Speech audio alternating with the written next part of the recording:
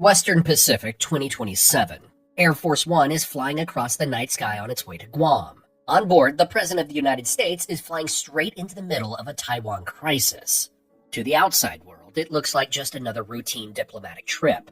In reality, this jet is the most protected plane in the world, built to carry the president and keep the government alive even if Washington itself was gone. But far inland in western China, a mobile launcher fires. One rocket climbs into the sky, then another. Hypersonic missiles, fast, hard to track, and designed to break through defenses, are now airborne. Within a few minutes, they'll be racing across the Pacific, locked onto Guam and the plane flying in. So the question is, can the most protected plane on Earth survive a hypersonic missile attack? And just a quick reminder, this is a sandbox scenario, but I've tried to make it as realistic as possible. Thanks. Air Force One, officially called the VC-25A, isn't just a normal Boeing 747. It's built so that even a powerful energy blast can't shut down the electronics. It has secure radios to command nuclear forces, and a refueling system so it can stay in the air for days. Inside, there's a small hospital room, a full command center, and everything needed to keep the presidency running no matter what happens. The jet is also loaded with built-in protections. Sensors watch for the glow of missile launches. Jammers drown enemy radar with static noise. Chaff, clouds of metallic strips create fake radar targets bigger than the plane itself. Flares burn hotter than the engines, pulling heat-seeking missiles off course. But all of it has one purpose: to buy a few seconds. Seconds long enough for the wider U.S. defense network to step in. The danger coming its way is very real. China has 3 types of missiles in range. The DF-17 carries a hypersonic glide vehicle. It flies at 5 to 10 times the speed of sound, skimming the edge of space and weaving side to side as it drops toward its target. The DF-21D, nicknamed the Carrier Killer, is a medium-range ballistic missile with a guidance system that steers it during its final plunge. A 747 is smaller than an aircraft carrier, but it still shows up clearly on radar. And the DF-26, often called the Guam Killer, can strike from nearly 4,000 kilometers away. A few fired at Andersen Air Force Base could crater the runways, while others go after the president's jet. At those speeds, even a near miss could rip an airliner apart. A direct hit? Nothing survives it. But Air Force One isn't protected just by what's on board. It flies inside a layered shield across space, sea, land, and air. In space, there are US SBIRS satellites. They spot the heat signature of a launch within seconds. They don't simply detect it, they calculate trajectories and pass instant warnings to commanders. At sea, Aegis destroyers near Guam carry SM-3 interceptors to shoot down incoming missiles in space, and SM-6s to take out maneuvering hypersonic gliders lower in the atmosphere. On land, Guam is lined with defenses. THAAD batteries, terminal high-altitude area defense, intercept missiles as they re-enter. Closer to the ground, Patriot PAC-3s form the last wall. And finally, in the air, F-22 Raptors and F-35 stealth fighters escort the president. They can't intercept hypersonics directly, but they can destroy the launch platforms, clear out other threats, and link the entire defense system together. The rule is simple. Don't count on a single shot to save the day. Fire as early as you can. Fire more than once, and stack every chance possible to stop the missile. The alert comes in seconds. SBIRS satellites catch the launches and send the data straight to Hawaii, Guam, and Air Force One's cockpit. Inside the plane, the crew hears the call. Inbound hypersonics. We're maneuvering. The pilots turn the massive aircraft hard. It's no fighter jet, but even a few degrees off course can throw off a missile locked on a straight path. Outside, the escort fighters spread out. An AWACS surveillance plane clears the airspace for interceptors, while a tanker moves into position, ready to refuel the president's jet once the immediate danger passes, if this turns into an all-night chase across the Pacific. 2 minutes after launch, Aegis destroyers east of Guam track the incoming missiles.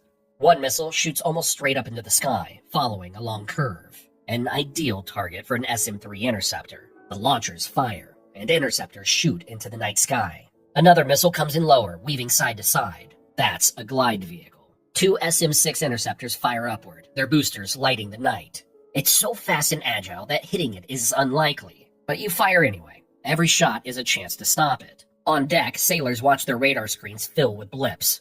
They can't see the missiles with their eyes, only the glowing traces on the screen. Each launch feels a bit like a desperate gamble. By the 10-minute mark, the surviving missiles are diving toward Guam. THAAD crews launch several interceptors. One hits straight on. The missile breaks apart in a bright explosion, but another drops lower, slipping past THAAD's radar. That's when the Patriot batteries open up. Launchers fire interceptors rapidly into the sky, leaving bright trails as they race to meet the fireballs falling from space. The odds aren't great. Patriots were built for ballistic missiles, not agile gliders. But even a near hit, a shockwave, or flying debris can be enough to throw one off its path. Inside Air Force One, the cockpit lights up like a Christmas tree, and none of it's good news. Out the cockpit window, it looks like a meteor falling straight at them. The pilots bank the jet as hard as a jumbo can take, pushing limits no passenger jet was ever designed for. But the only move that might save it. Strips of metal stream out behind. Flares burn bright, all of it meant to trick the missile sensors. In the command center, the update comes fast and sharp. 1 intercepted, 2 still inbound. Evasive. Nobody sugarcoats it. This is the closest a sitting US president has ever come to being hunted in real time. The escorts know it too. F-22 pilots, built for dogfights at supersonic speed, now watch fireballs drop from space and hope the interceptors on the ground get to them first. From here, it can play out 3 very different ways. A. Narrow escape. A Patriot missile scrapes the glider's side, or maybe it's an SM-6 landing a clean hit. Either way, the hypersonic warhead disappears in a bright explosion. Air Force One shakes in the shockwave, but keeps flying. Controllers order the jet out over the Pacific to meet a tanker. Back in the States, an E-4B Doomsday plane, basically a flying backup White House, takes off, ready in case the president needs it. The attempt fails, by seconds and by layers of defense. B. Tragedy. Every interceptor misses. The glider stays locked and slams into the 747 at hypersonic speed. In less than a second, the plane is gone, pieces falling into the ocean. But the US government has a backup system.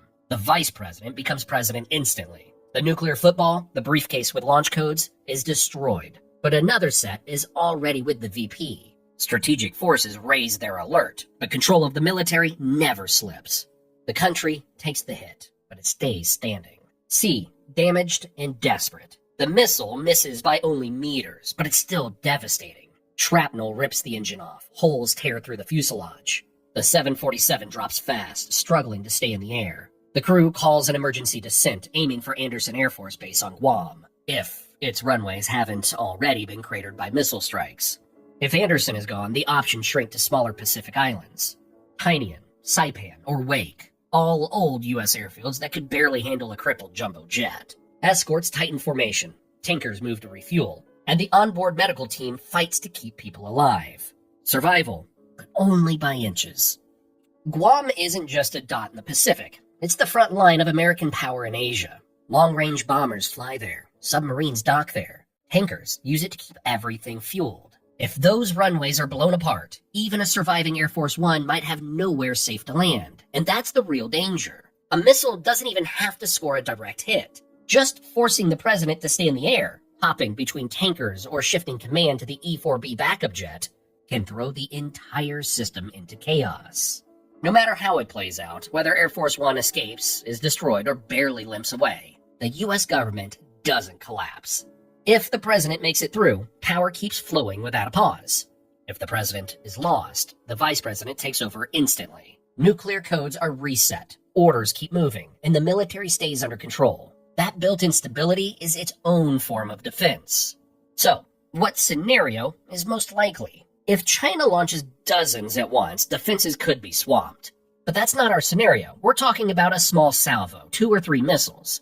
Against that, the US layered defense probably works. Satellites spot the launch, Aegis ships fire first, THAAD and Patriot catch what's left. Air Force One turns, dumps decoys, and keeps moving. None of these layers is perfect on its own. But stacked together, they bend the odds towards survival. But even that kind of survival wouldn't look smooth. It would be a sharp turn, shockwaves rattling the cabin, maybe even an engine hit. But the key is this. The jet keeps flying. The president stays alive, and the chain of command stays unbroken. In the end, Air Force One survival isn't about the jet itself. It comes down to whether the entire system around it works, without a single flaw and without a single delay.